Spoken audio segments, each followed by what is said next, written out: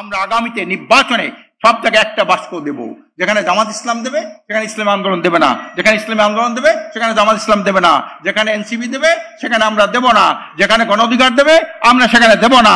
এভাবে এতে এই কারণে এই ঘোষণার সাথে সাথে এই ঘোষণা দিয়েছিলেন পীর সাহেব চরমনাই।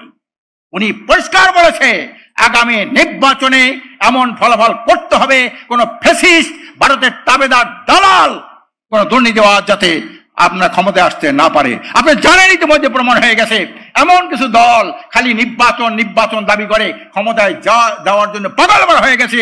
তাদের কিন্তু দলের মধ্যে আপনার চাঁদাবাজ ছাড়া কোনো কর্মী পাওয়া যায় না, দুর্নীতিবাজ ছাড়া কোনো নেতা পাওয়া যায় না।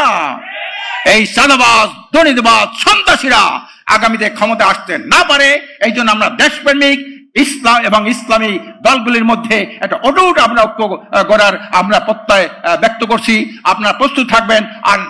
আর পিয়ার পদ্ধতি যদি নির্বাচন হয়ে যায় আল্লাহর রহমতে বিনা পয়সায় এমপি হওয়ার একটা সুবর্ণ সুযোগ। সারা জীবন এত যোগ্য লোক, ভালো লোক, সব লোক টাকা পয়সার কারণে সে নির্বাচন করতে পারে না। আগামী যদি পিয়ার পদ্ধতির নির্বাচন হয় আল্লাহর রহমতে এই যোগ্য লোকগুলিকে আমরা পার্লামেন্ট পাঠাবো। পার্লামেন্ট হবে একটা মেধার পদ্ধতি হবে, একটা যোগ্য পার্লামেন্ট হবে, একটা কার্যকরী সংসদ হবে। কাজে এই জন্য আজকে যারা আমরা এখানে বসা আছি বিভিন্ন দলের নেতৃবৃন্দ, বিভিন্ন সাংবাদিক ভাইরা, আমরা আশা করি আগামীতে দেশপ্রেমিক সাংবাদিকদের আমি বলবো দেশ সাংবাদিক দুই রকমের, একটা হলো ফ্যাসিস্টদের সহযোগী সাংবাদিক আর একটা দেশপ্রেমিক সাংবাদিক। দলগুলোর মধ্যে কিছু আছে ফ্যাসিস্টদের সহযোগী, আমরা দেখেছি ঐক্যমত্য কমিশনের ফ্যাসিস্টদের সহযোগী কিছু আছে দেশপ্রেমিক সংগঠন।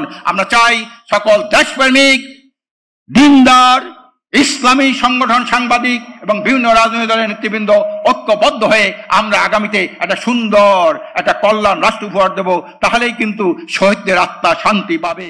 আপনার স্বপ্নগুলো আকাশ ছুবে প্রবাসীর হেলিকপ্টারের মাধ্যমে। বিয়ে, জন্মদিন অথবা যে কোনো বিশেষ প্রয়োজনে হেলিকপ্টার ভাড়া করতে যোগাযোগ করুন স্ক্রিনে দেয়া নাম্বারে। প্রবাসীর হেলিকপ্টার, নিরাপদ ও সাশ্রয়ী বাহনের বিশ্বস্ত নাম।